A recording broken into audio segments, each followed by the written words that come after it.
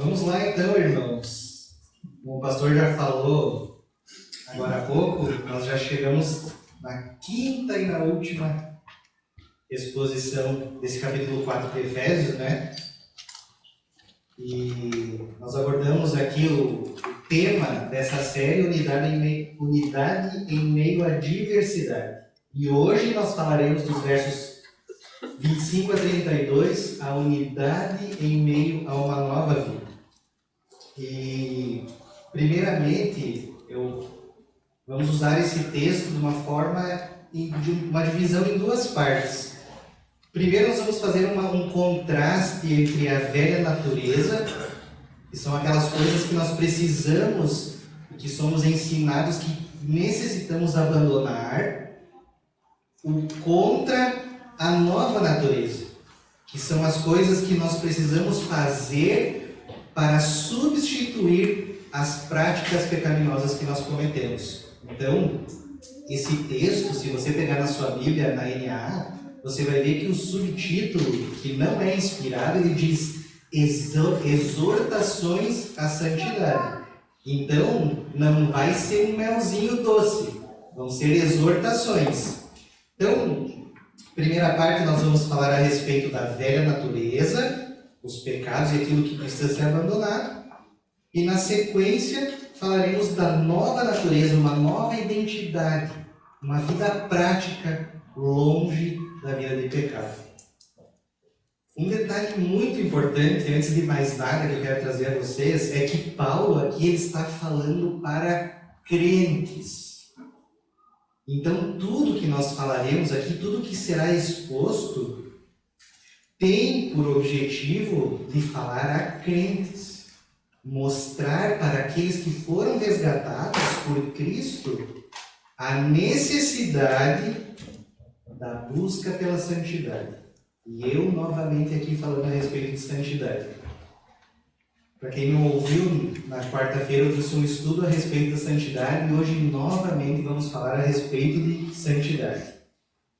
Então, queridos, assim, primeiro ponto, eu não conheço o coração de ninguém aqui. Eu não sei do íntimo, eu não sei a respeito da sua situação com Deus. Desconheço. Não conheço o coração e não conheço, talvez, todos os que estão aqui presentes. Mas eu quero que você pense uma coisa muito importante. Quem é Jesus para você? Quem é Jesus para você? Você já percebeu e reconheceu que você é um pecador e precisa desesperadamente de salvação? Que você precisa ser salvo? Esse é o nosso ponto de partida. Não tem nada mais importante nesse mundo do que tomar a decisão certa sobre Jesus. Se você ainda não é crente, ore, peça ao Senhor que Ele se revele a você e que te convença do pecado. Agora, se você aqui é crente, tudo que será falado a partir de agora é para você. Então, tendo dito isso, nós compreendemos aqui que vamos fazer essas duas estruturas, primeiro da velha natureza contra a nova natureza, e eu peço agora então que os irmãos abram as suas Bíblias no capítulo 4 novamente. Vamos fazer a leitura dos versos 25 até o 32. Acredito que as Bíblias estão abertas e permaneçam abertas. Vamos ler.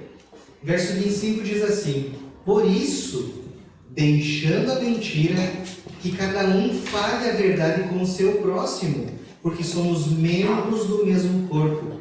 Fiquem irados e não pequem. Não deixem que o sol se ponha sobre a ira de vocês, nem deem lugar ao diabo.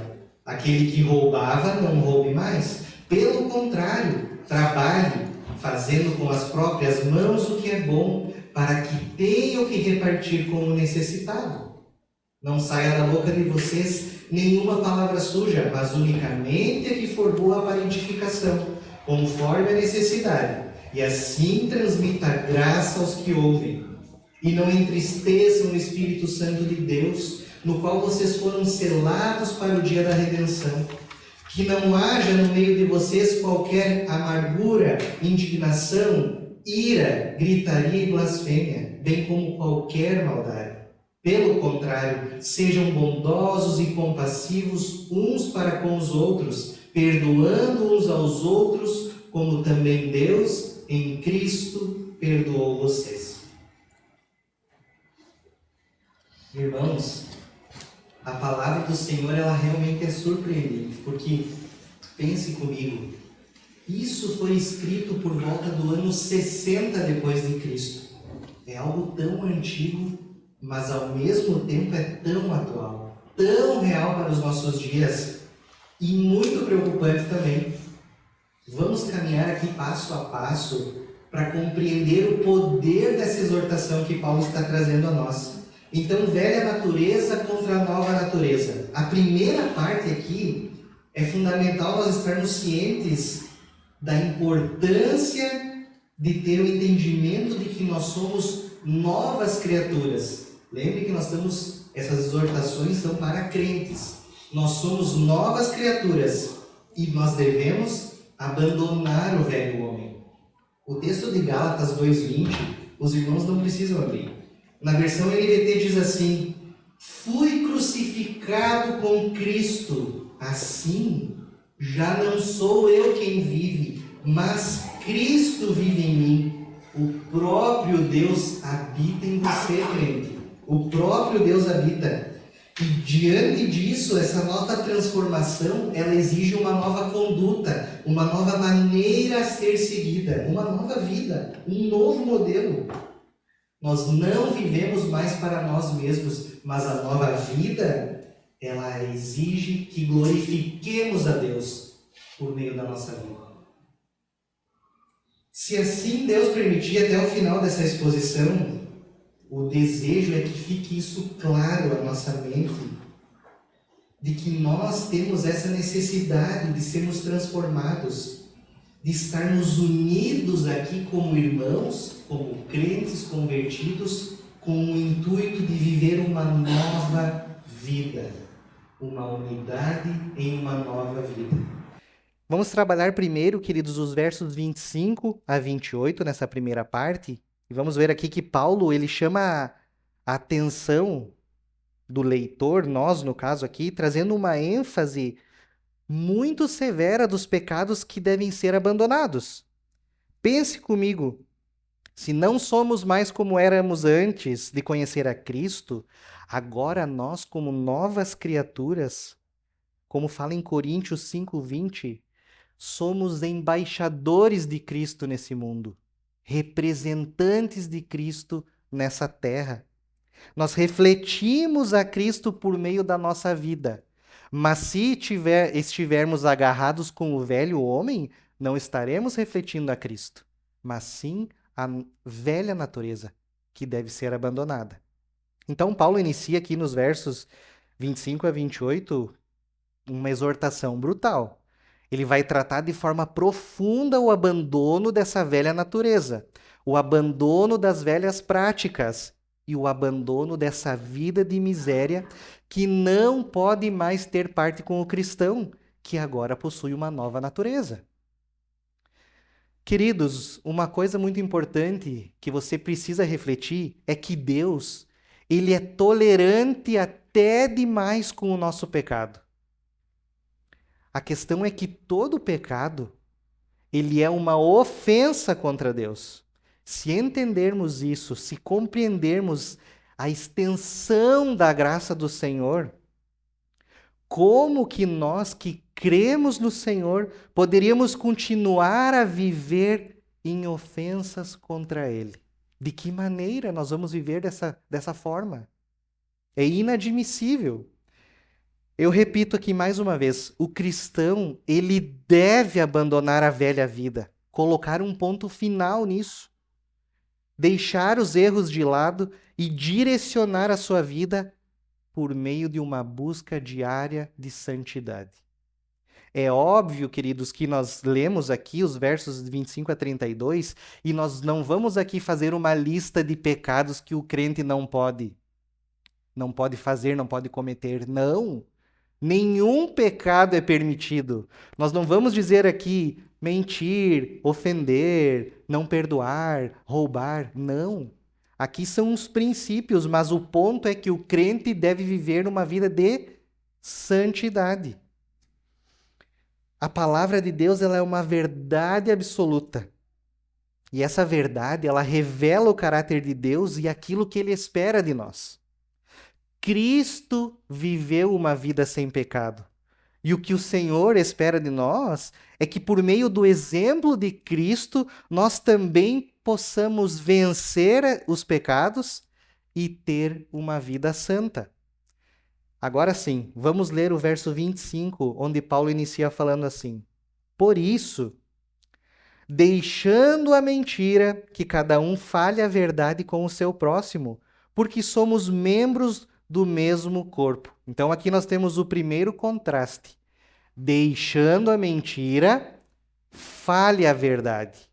O crente, ele deve buscar a santidade até na sua maneira de falar, na sua maneira de se expressar, no seu pensar e no seu agir, nas suas atitudes.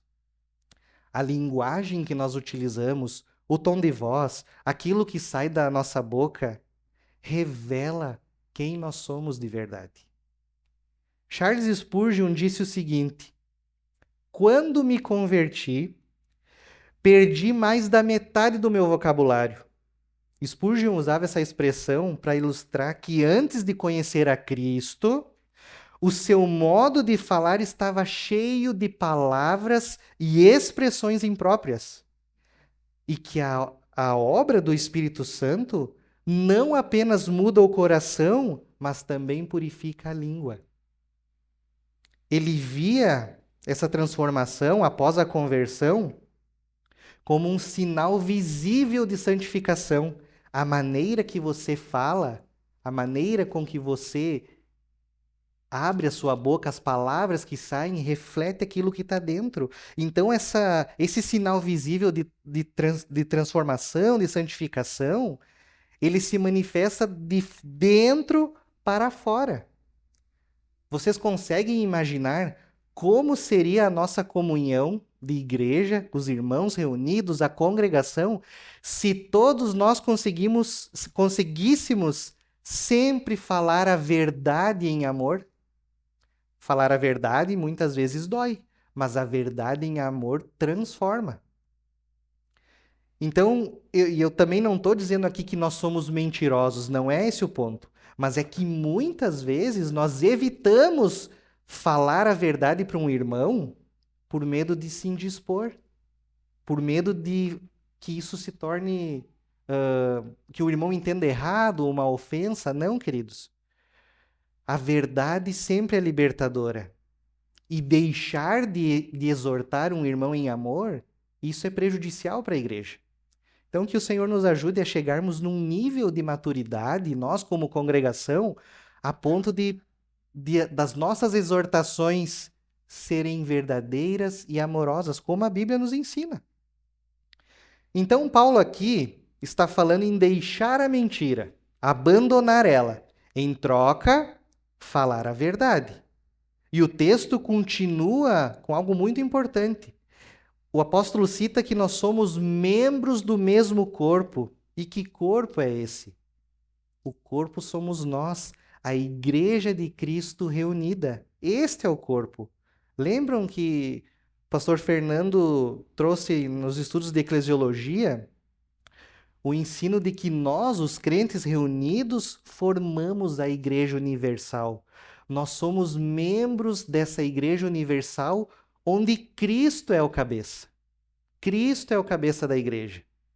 Se negarmos essa instrução bíblica de falar a verdade, a congregação ruirá.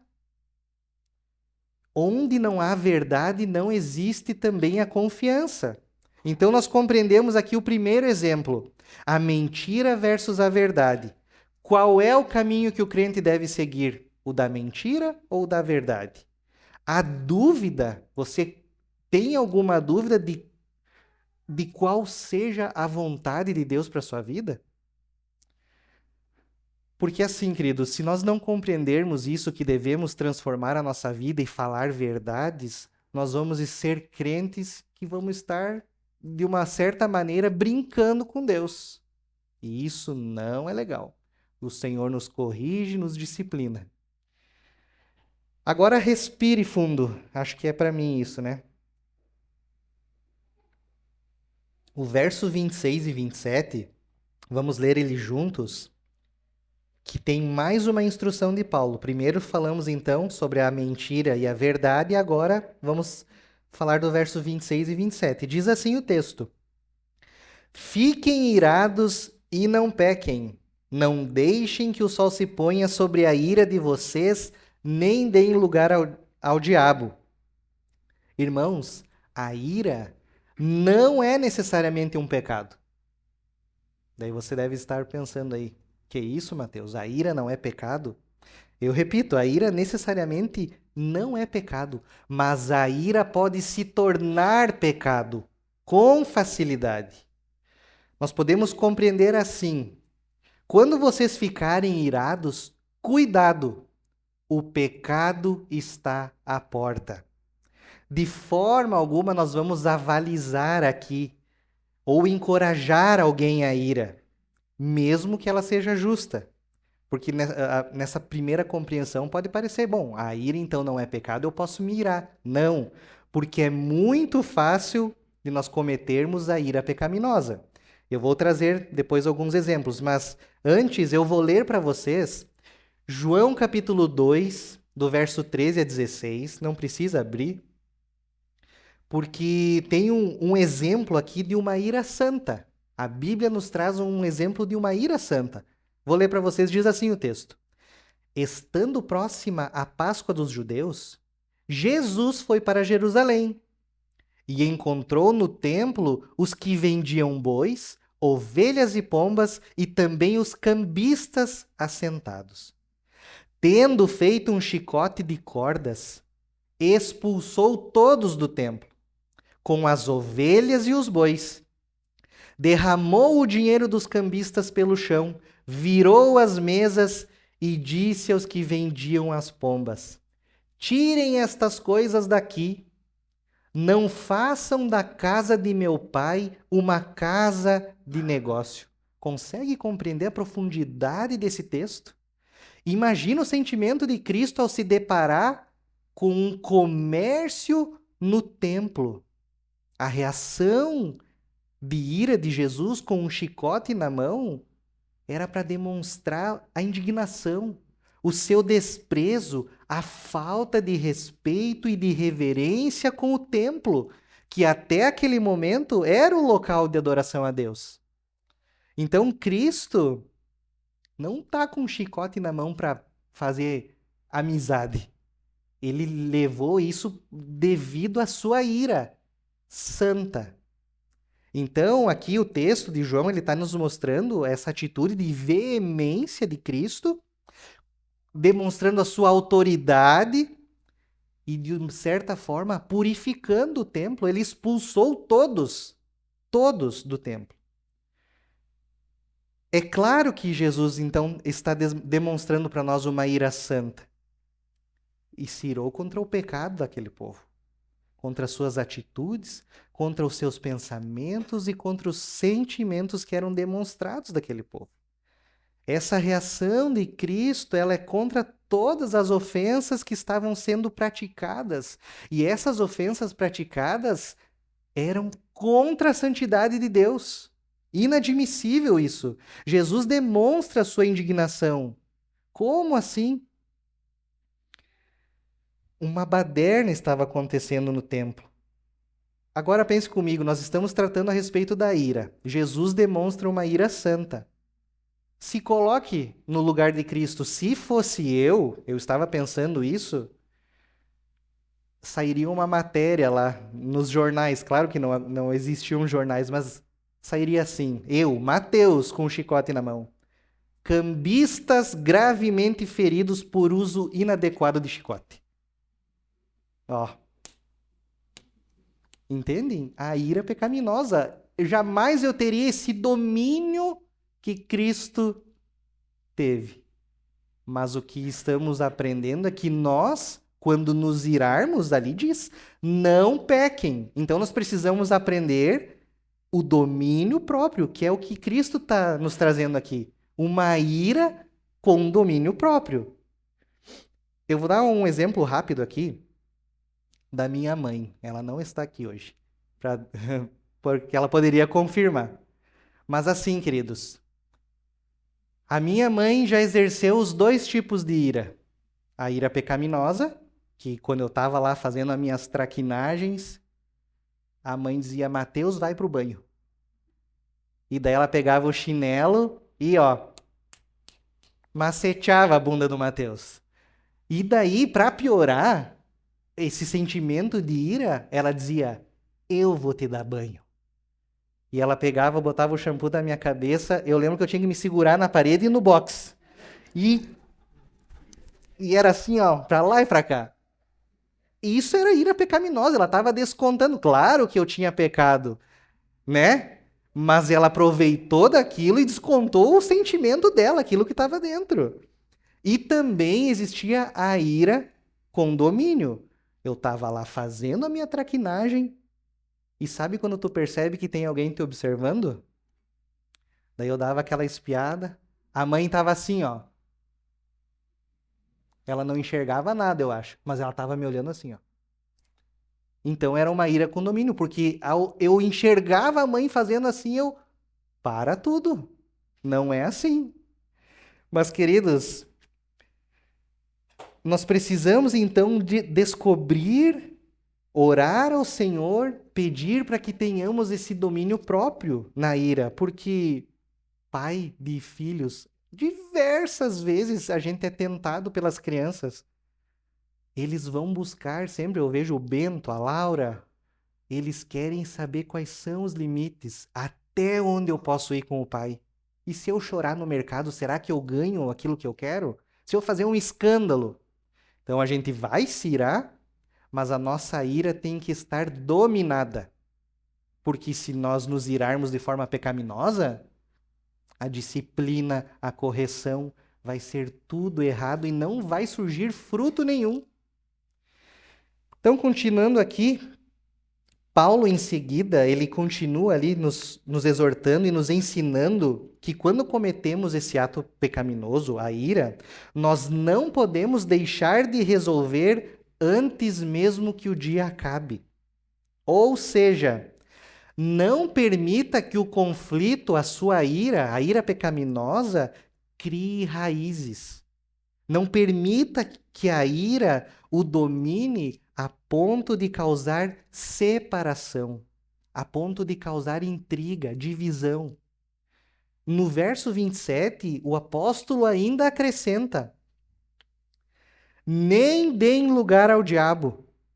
Olha a proporção até onde essa situação não resolvida pode chegar. A ira, ela é uma verdadeira derrota. Ela é destruidora. Se nós não lutarmos contra os pecados, contra esse sentimento que está no nosso coração, nós vamos fazer exatamente aquilo que o inimigo quer. A ira santa, ter esse domínio próprio, é como se nós esticássemos uma corda aqui de ponta a ponta e nós tivéssemos que ir de lá até lá sem cair. Você tem que dominar o equilíbrio. Você tem que dominar isso. Olha a dificuldade que é, então, de exercer uma ira santa. Eu acredito que se eu colocasse aqui, nenhum de nós conseguiria atravessar uma corda aqui esticada. Então, veja o grau de dificuldade que é você se irar de uma forma não pecaminosa. Não, queridos, muito importante é que nós somos campeões de deturpar as coisas. Aquilo que é bom fazer virar ruim. Digamos que você está presenciando uma injustiça. Você está vendo uma mulher sendo agredida lá fora. E com certeza eu e você, nós vamos nos indignar com isso. E a indignação, ela é boa em si mesma. Mas olha como é fácil a gente trocar, deturpar a indignação. Você está vendo uma agressão, você se indigna, sabe que aquilo é injusto, que não é correto, mas no momento que você pensa assim, eu tenho um desejo de fazer justiça com as próprias mãos. Eu quero ir lá pegar esse agressor e fazer justiça com as próprias mãos. Aqui nós iniciamos, a gente deu o start para o pecado. O desejo, o sentimento pecaminoso de fazer justiça com as próprias mãos. Ou também, a gente vê muitas cenas, muitos casos disso acontecendo, e às vezes a gente deseja assim, tomara que a população faça justiça. Né? É verdade ou não é? Mas então, queridos, qualquer brecha que a gente der desse pensamento pecaminoso ou o sentimento pecaminoso, isso vai dar lugar ao diabo. E o nosso dever é resistir ao diabo, porque se dermos lugar a essas atitudes pecaminosas, as consequências são um desastre. Tiago 4,7 nos diz assim: portanto, sujeitem-se a Deus, mas resistam ao diabo, e ele fugirá de vocês. Outro texto de 1 Pedro 5,8 diz assim: sejam sóbrios e vigilantes. O inimigo de vocês, o diabo, anda em derredor, como um leão que ruge, procurando alguém para devorar. Então, queridos, se dermos brecha, que nós sabemos, nesse caso aqui, da ira, que é muito fácil de nós pecarmos e darmos essa brecha ao inimigo, vamos nos controlar e abandonar a ira, mesmo sabendo que a ira de fato em si não é pecaminosa, mas as nossas atitudes a tornam pecaminosa, facilmente. Então, atenção, queridos. Reflita agora por um momento sobre as suas atitudes. Você se irou? Não buscou perdão com o seu irmão? Você precisa perdoar alguém antes que o sol se ponha, assim como o texto diz, porque isso realmente parece algo muito simples. Mas nós sabemos a dificuldade que é perdoar. Eu e você sabemos. Mas lembre-se, o perdão, ele é uma atitude. Eu decido perdoar. Então ore, peça socorro a Deus, confie no Senhor e Ele tratará o seu coração. Muitas vezes a gente pensa assim, a pessoa não merece o perdão, mas tome a decisão, eu perdoo e confie que o Senhor tratará o seu coração. Nós não podemos dar lugar ao diabo. Então, nós já falamos a respeito da mentira contra a verdade, falamos da ira e o domínio próprio, e agora o próximo contraste está no verso 28. Acompanhe comigo a leitura.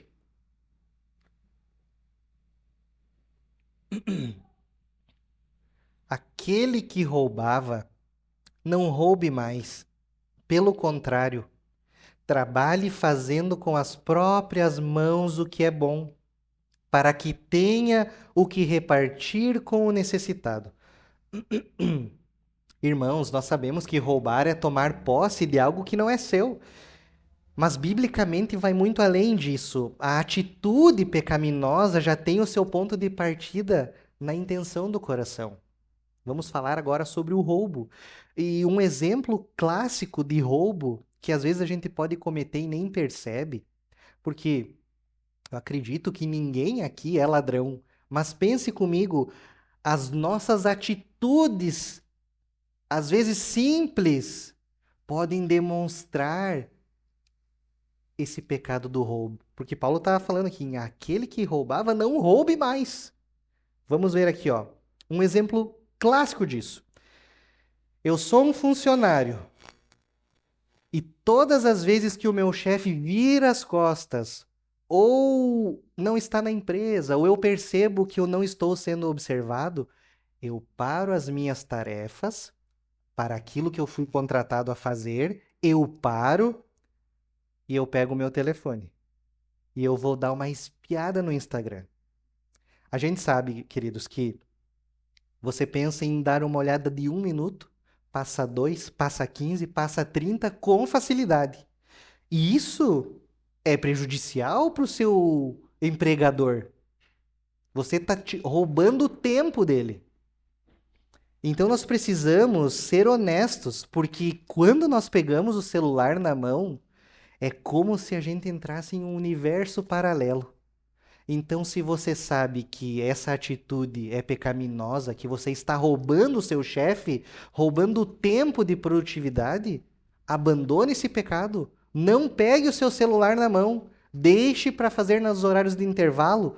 Compreendem, queridos, o que estou querendo trazer a vocês? O roubo, às vezes, é muito pequeno, simples, mas é pecado.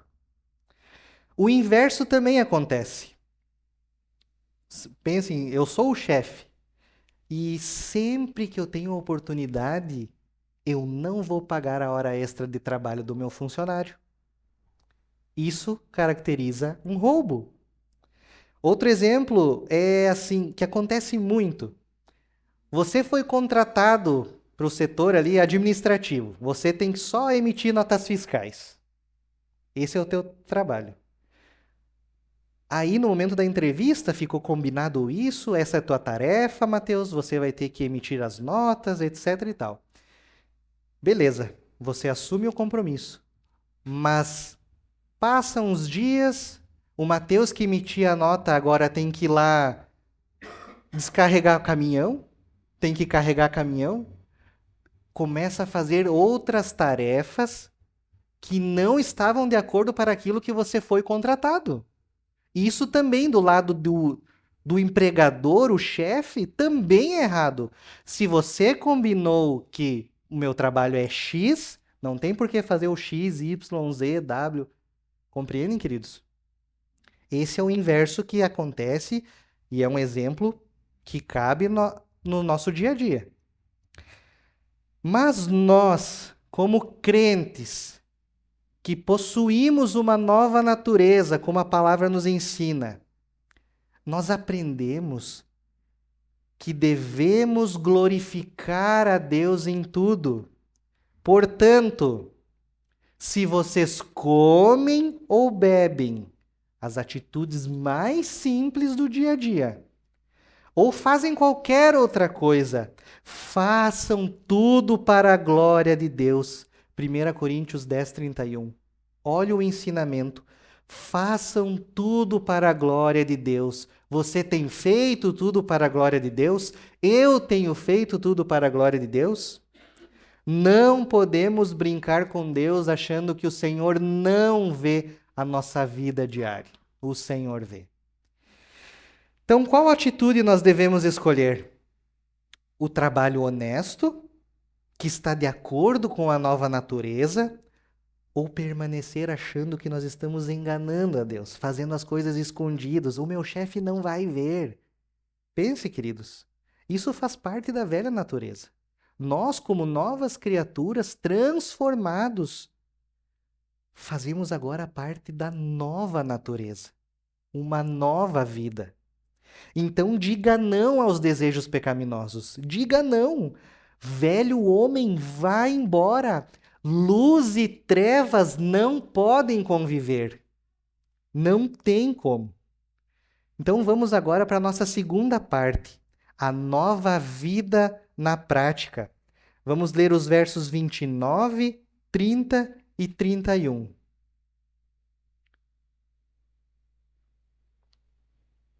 O verso 29 diz assim: Não saia da boca de vocês nenhuma palavra suja, mas unicamente a que for boa para a edificação, conforme a necessidade, e assim transmita graça aos que ouvem. E não entristeçam o Espírito Santo de Deus, no qual vocês foram selados para o dia da redenção. Que não haja no meio de vocês qualquer amargura, indignação, ira, gritaria e blasfêmia, bem como qualquer maldade. Vale destacarmos aqui do texto, queridos, do 29 ao 31, que nós temos aqui uma ocorrência 3 vezes da palavra não. Preste atenção, verso 29. Eu vou listar aqui para vocês. Verso 29, não saia da sua boca palavra suja. Verso 30, não entristeçam o Espírito Santo. E verso 31, não haja amargura, indignação, ira, gritaria, blasfêmia, qualquer maldade. O apóstolo aqui está trazendo uma advertência, ele está chacoalhando o leitor, expressando mais uma vez a necessidade do abandono das atitudes pecaminosas, porque essas atitudes pecaminosas podem estar dentro da igreja. E isso faz parte da velha natureza, não da nova natureza. Um exemplo também que eu trago aqui é uma fruta que estraga num cesto. É fato ou não é que com o passar do tempo ela vai contaminar todas as demais frutas? E isso não pode fazer parte do corpo da igreja. Por isso que nós devemos lembrar aquilo que eu falei no início, que as nossas exortações devem ser exortações em amor. Não devemos deixar de exortar o irmão. Querido, o que você está fazendo é errado. A Bíblia ensina assim, em amor. Compreendem, queridos? Porque senão, se nós deixarmos o irmão continuar com as suas atitudes pecaminosas, nós estaremos indo contra o ensinamento bíblico e a igreja começa a ser contaminada. O corpo começa a ser contaminado, assim como o exemplo das frutas. Então, no verso 29, nos mostra o não à palavra suja. Na NVT, ele traz o sentido da palavra suja como um linguajar sujo e insultante. E eu não preciso explicar para vocês o que é uma palavra suja, o que é um linguajar sujo ou insultante. O que nos é ensinado a fazer no lugar de uma boca suja, de palavra suja? Está ali no texto. Verso 29 diz assim: não saia da boca de vocês nenhuma palavra suja, mas unicamente a que for boa para a edificação, conforme a necessidade, e assim transmita graça aos que ouvem.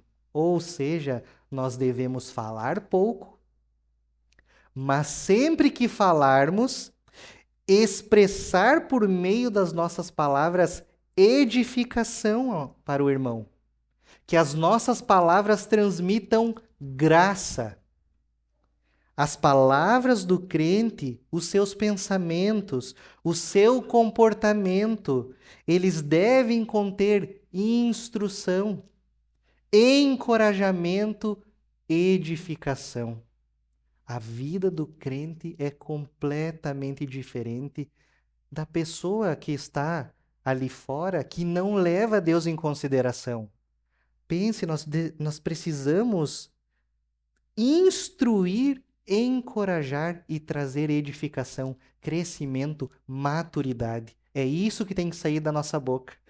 Colossenses 4:6 diz o seguinte: que a palavra dita por vocês seja sempre agradável, temperada com sal, para que saibam como devem responder a cada um.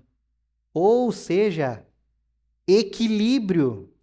Nossas palavras com equilíbrio, temperança, que demonstrem harmonia, que sejam palavras verdadeiras e que transmitam amor.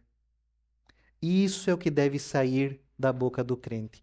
Grave uma coisa no seu coração ou anote no seu caderno. Muito importante. Você foi salvo pela graça. Você diariamente é mantido pela graça. Agora você deve viver e falar com graça. Você é salvo pela graça, mantido pela graça e deve viver e falar com graça. Esse é o padrão estabelecido por Deus. Então vimos no verso 29 o não, agora nós vamos ao verso 31. diz assim: que não haja no meio de vocês qualquer amargura, indignação, ira, gritaria e blasfêmia, bem como qualquer maldade. Isso não pode fazer parte do corpo de Cristo, a Igreja de Jesus. Nós devemos ser santos, buscar a santidade, somos imitadores de Cristo. Eu desejo ser igual a Ele, refletir a sua imagem, transmitir essas verdades, anunciar as boas novas de salvação. Se caso isso não fizer parte da sua vida, esse desejo por santidade, você se enquadrará no verso 30, que diz o seguinte: e não entristeçam o Espírito Santo de Deus, no qual vocês foram selados para o dia da redenção. Nós aprendemos aqui nesse local, queridos, por meio dos estudos, das exposições, a respeito da pessoa do Espírito Santo.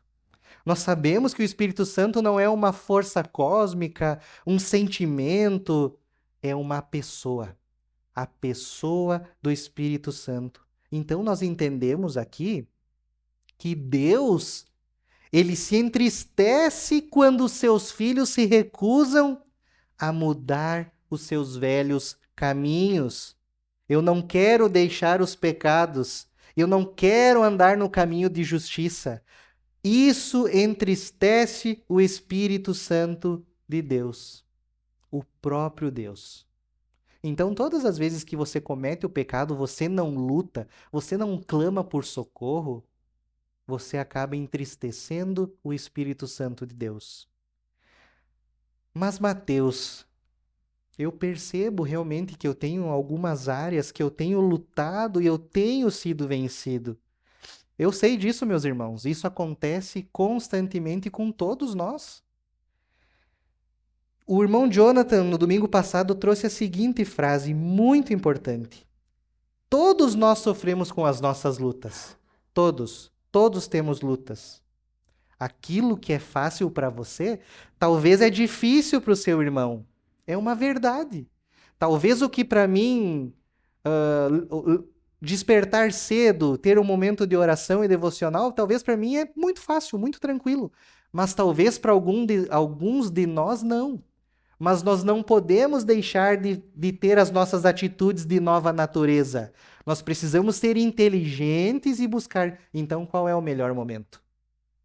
Se eu sei que eu sou uma nova criatura, que eu não posso deixar de ter o meu hábito de devocional, de leitura, de relacionamento bíblico com a família, com os filhos, a esposa, eu preciso encontrar o melhor momento, porque em 24 horas deve existir.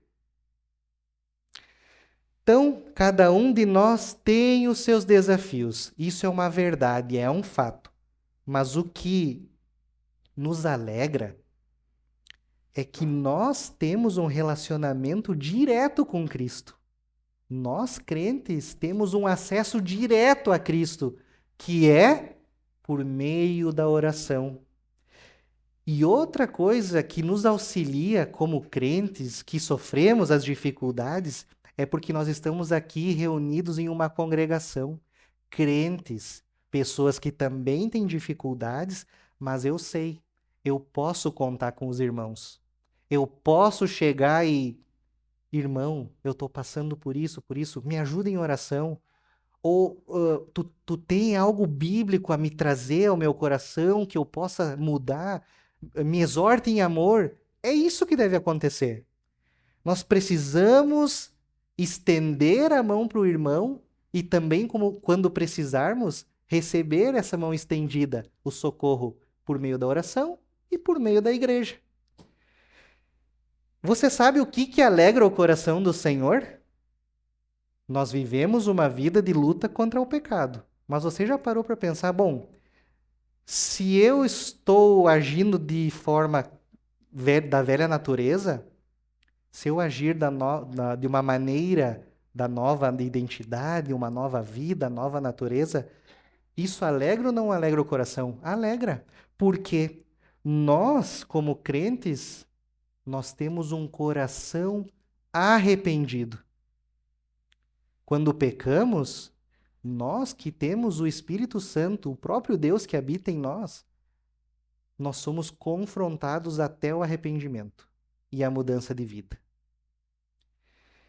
Então, qual é o comportamento que o Senhor espera de nós? Eu sei que muitas vezes pode parecer que é algo inatingível.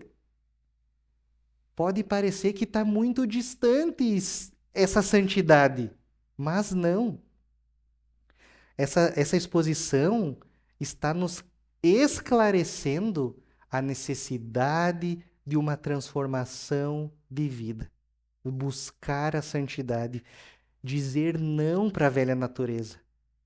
Lembram que na primeira parte nós fizemos um contraste daquilo que era pecaminoso e daquilo que é santo? Mentira, verdade. Ira, domínio próprio. Roubava, trabalhe de forma honesta. Então, queridos, agora vamos observar o verso 32. Ele diz assim: pelo contrário, sejam bondosos e compassivos uns para com os outros, perdoando uns aos outros, como também Deus, em Cristo, perdoou vocês. Vamos primeiro trabalhar a frase, como também Deus, em Cristo, perdoou vocês. Pense comigo, o maior preço já foi pago. A morte de Cristo nos trouxe vida. O perdão não apenas de 1 ou 2 pecados, mas Cristo nos concedeu, por meio da sua morte, um perdão eterno para todo sempre. A reconciliação com Deus, ela foi restabelecida. Cristo, ele pagou o preço do pecado e agora nós temos a garantia de salvação. O Espírito Santo é o penhor. Nós temos a certeza que seremos salvos. Agora, eu e você, então, compreendemos que fomos perdoados. Existe algo de maior valor do que isso? De forma alguma. Isso tem que ficar claro na nossa mente. Independente de tudo que passamos, tudo que fizemos, tudo aquilo que estava com o velho homem, nós ofendemos a Deus com os nossos pecados. Mas Cristo ofereceu um perdão que supera tudo isso. Esse perdão recebido por Deus, ele é o maior. É tão grande que não tem como nós trazer uma comparação. Sabendo disso, para você, é impossível perdoar alguém? Existe algo que necessite de um perdão maior do que o que foi concedido por Deus? É claro que não. É claro que não. Tudo pode ser perdoado. Nessa perspectiva, o perdão devido a um irmão ou o irmão deve um perdão para você. Isso, queridos, essa atitude, esse perdão nosso aqui, comparado ao perdão recebido por Deus, é uma poeira cósmica. Para encerrar, observando então atentamente esse verso 32, Paulo fala aqui, pelo contrário. Mas o contrário de quê? Pelo contrário de tudo que nós abordamos. Nós precisamos estar no oposto do pecado. Você mentia, você se irava, você tinha palavras sujas, assim por diante. Nós, nova criatura, nova vida, unidos como igreja, nós devemos estar de acordo com os padrões desse mundo? Ou com os padrões bíblicos que nos ensinam a viver de acordo com a vontade de Deus? Nós devemos andar na contramão desse mundo. Se o mundo diz, é por aqui o caminho, nós que cremos na palavra, não, o caminho é esse. É mais difícil, é sofrido, eu preciso negar a mim mesmo, os meus desejos, muitas vezes, as minhas vontades. Eu queria fazer aquilo que me dá na cabeça. Mas se a palavra diz que o caminho é esse, que é estreito, eu quero ir por aqui. Nós, como crentes, devemos ir por esse caminho. Então, queridos, como o título da exposição fala, unidos em uma nova vida, não estamos sozinhos, nem abandonados. Há o Senhor como nosso socorro, há os irmãos, uma igreja reunida, a comunidade, um povo. Não, você não está sozinho.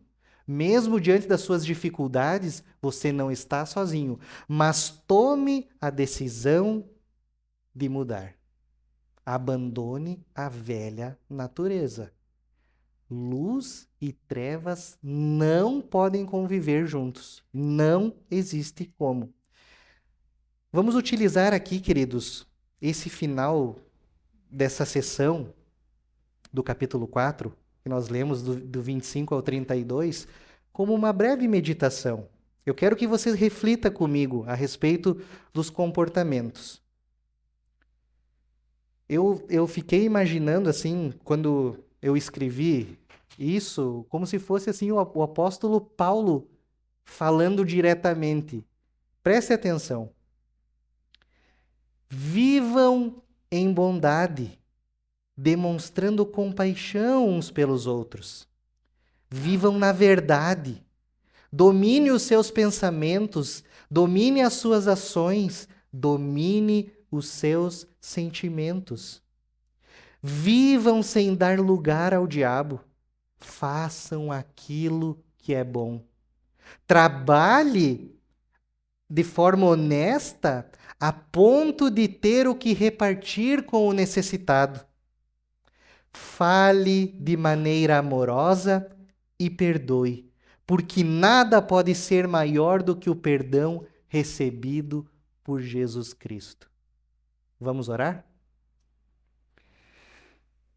Pai querido, bondoso Deus, agradecemos a Ti por esse momento em que a Tua palavra foi exposta e clamamos a Ti, Senhor, em humildade, pedindo socorro a Ti, Senhor. Nos ajuda a abandonarmos a velha natureza, a abandonarmos essas atitudes pecaminosas que não levam o Senhor em consideração.